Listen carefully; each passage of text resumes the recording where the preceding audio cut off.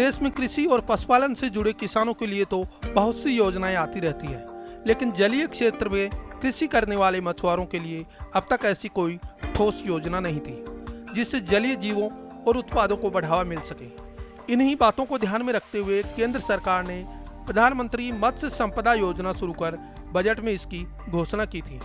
योजना को अमली जामा पहनाने के लिए हाल ही में वित्त मंत्री निर्मला सीतारमण ने आत्मनिर्भर भारत अभियान के आर्थिक पैकेज की तीसरी किस्त के दौरान समुद्री और अंतर्देशीय मत्स्य पालन को बढ़ावा देने के लिए 20,000 करोड़ रुपए की घोषणा की।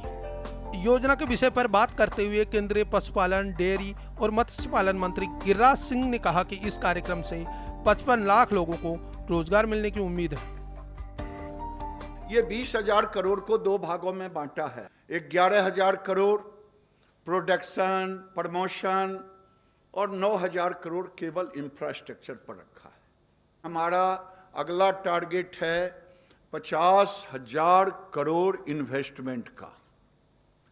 और जिस टेक्नोलॉजी को हम साथ ले रहे हैं, टेक्नोलॉजी RAS टेक्नोलॉजी है, बायोफ्लॉक टेक्नोलॉजी है। अभी देश में आपको मैंने बताया कि 3.5 टन का प्रति हेक्टर एवरेज है। 24,000 हेक्टर हम 5 साल में ब्लू रेवोल्यूशन में नए तालाब देश में खुदवाने का काम किया। इससे अगले 5 सालों में अतिरिक्त 70 लाख टन मछली उत्पादन हो सकेगा, जिससे मछुआरा समुदाय की आर्थिक तरक्की सुनिश्चित होगी। The Pradhan Mantri Sampada Yojana scheme is a very good initiative of the Government of India.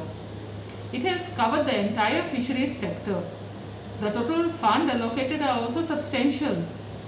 It will give a boost to the fishermen and help in increasing the overall fish production in the state and in the country. It will empower the fishermen and the fisherwomen and increase their livelihood. योजना के तहत सरकार का लक्ष्य मत्स्य निर्यात को दोगुना बढ़ाकर 1 लाख करोड़ रुपए करना है। इसके लिए मरीन, इनलैंड फिशरी और एक्वाकल्चर में गतिविधियों के लिए 11,000 करोड़ रुपए का फंड भी उपलब्ध कराए जाने का प्रावधान है। इसके अलावा फिशिंग, हार्बर कोच, चैन और मार्केटिंग बनाने के लिए भी 9,000 करोड़ रुपए खर्च किए जाएंगे। The Pradhan Mantri Sampada Yojana scheme will also help in creating the required infrastructure for increasing the fish seed both in the sweet water as well as in the brackish water sector, and it will also help because it has covered the infrastructure facilities, so it will help in creating and reducing the post harvest losses. इस योजना में cage culture, seaweed farming, ornamental fisheries के साथ new fishing vessel, laboratory network जैसी तमाम गतिविधियों को भी जोड़ा जाएगा, ताकि देश के मत्स्य पालक किसान आर्थिक रूप से सशक्त और मजबूत बनकर आत्मनिर्भर भारत के अभियान का प्रतीक बन सके। भारत सरकार ने देश में समुद्री और अंतर्देशीय मत्स्य पालन को बढ़ावा देने के लिए प्रधानमंत्री मत्स्य संपदा योजना की शुरुआत की है।